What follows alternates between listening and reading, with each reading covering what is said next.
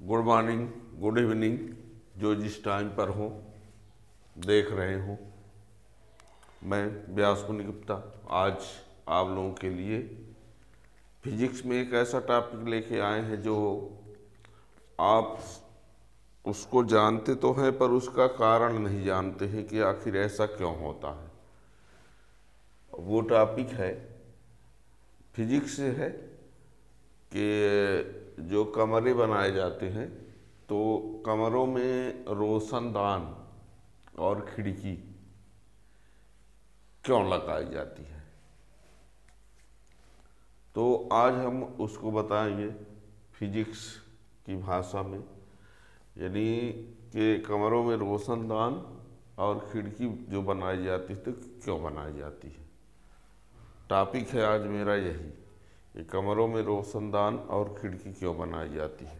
जैसे देखिए, हम एक कमरा यहाँ मान लेते हैं, इस प्रकार से सपोज कर लेते हैं समझाने के लिए। ये मत सोचिए कमरा कैसे बनाए हैं, ये ठीक, इसका हम यहाँ पर ले दरवाजा है, ठीक, यहाँ पर ये रोशनदान,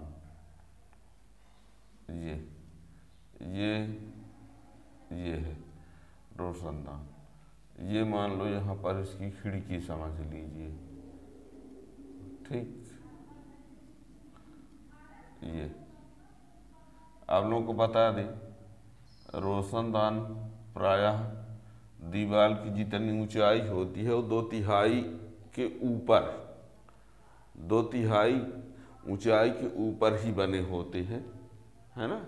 अक्सर लास्ट में ही रहते हैं, पर ये समझ लीजिए कि जो खिड़की होगी वो दीवार की 2/3 के नीचे ही रहेगी, उसी को खिड़की कहेंगे जनरली। और जो 2/3 ऊंचाई के ऊपर होगा वो है रोशनदान, है। ये हमने इसको कह दिया ये कमरा है, ठीक है ना। ये है रोशनदान, ये है खिड़की, ये है उसका दरवाजा, ठीक है ना। ये है उसकी छत, कच्चा मान लीजिए पक्का जो भी, ठीक है ना। तो यहाँ पर होता क्या है, ये क्यों बनाया गया है, ठीक, ये छत ही है, ठीक है ना। कच्चा होगा तो ऐसे भी पूरा दीवार किनारे खुला ही रहता है, ठीक। तो ये रोशनदान, ये खिड़की तो क्यों बनाया जाता, होता क्या है, कमरे के अंदर जो गर्म और दूषित वायु होती है, कमरे के अंदर जो गर्म और दूषित वायु होती है उसका घनत्व जो है कम होता है, और गर्म और दूषित वायु का जो घनत्व होता है वो कम होता है। इस कारण वो वायु पहले ऊपर उठती है, और जब ऊपर उठती है तो यहाँ पर जो किनारे लगे हुए हैं जिनको रोशनदान कहते हैं, वहाँ से ये बाहर निकल जाती है। वो ठीक है कि प्रकाश आने के लिए लगाया जाता है, हैं, पर असली वजह क्या है, फिजिक्स की भाषा में आप समझिए उसको कि यहाँ जब क्या होगा, कमरे के अंदर गर्म और दूषित वायु जो होगी, उस दूषित वायु का घनत्व जो होता है बहुत कम होता है, तो वो ऊपर उठती है, और ऊपर उठ करके इन रोशनदान के माध्यम से ये क्या होती है, बाहर हो चली जाती है ना। गर्म दूषित वायु यहाँ से होकर कहाँ निकल जाएंगी, बाहर। गर्म दूषित वायु जो है रोशनदान से होकर क्या होंगी, बाहर निकल जाएंगी। अब जब बाहर निकल जाएंगी तो इनकी जगह को पूरा करने के लिए यहाँ की वायु जो निकल गई बाहर, तो वहाँ पर उसको पूरा करने के लिए बाहर की शुद्ध और ठंडी वायु खिड़की से होकर के अंदर आ जाती है, ठीक है ना। इसलिए कमरे में रोशनदान और खिड़की दोनों बनाए जाते हैं।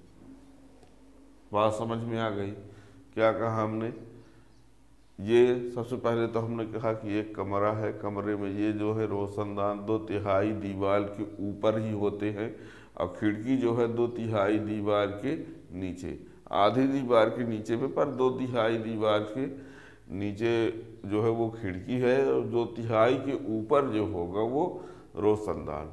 तो इसमें गर्म वायु जो होती है वो उसका घनत्व जो होता है कम होता है। गर्म दूषित वायु तो पहले ऊपर उठती है, ऊपर उठने के बाद रोशनदान के माध्यम से वो बाहर निकल जाती है, ठीक है ना। अब उनके स्थान को पूरा करने के लिए उस स्थान पर ठंडी वायु, ठंडी और शुद्ध वायु खिड़की से होकर के फिर अंदर आ जाती, खिड़की से होकर, दरवाजे से होकर ये शुद्ध वायु, ठीक है ना, शुद्ध वायु यहाँ से अंदर आ जाती है।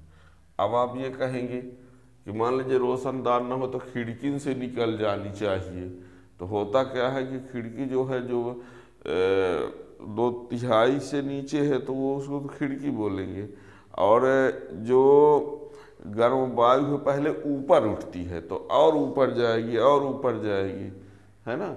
तो ऊपर वाले उससे जब बाहर निकलेंगे तो ऊपर वाले जो भी है वो उसको क्या बोलते हैं, रोशनदान ही बोलते हैं, ठीक है ना। तो इसीलिए कहा गया है कि गर्म वो रोशनदान से होकर गर्म वायु, दूषित वायु बाहर निकल जाती है और खिड़की से होकर के ठंडी और शुद्ध वायु कमरे के अंदर आती है। यही वजह है कि कमरे में रोशनदान और खिड़की लगाए जाते हैं या बनाए जाते हैं, ठीक है ना जी। इस प्रकार और भी जानकारी के लिए आप चैनल सब्सक्राइब किए रहेंगे तो जो भी वीडियो आएगा उसका नोटिफिकेशन मिलता रहेगा। Thank you.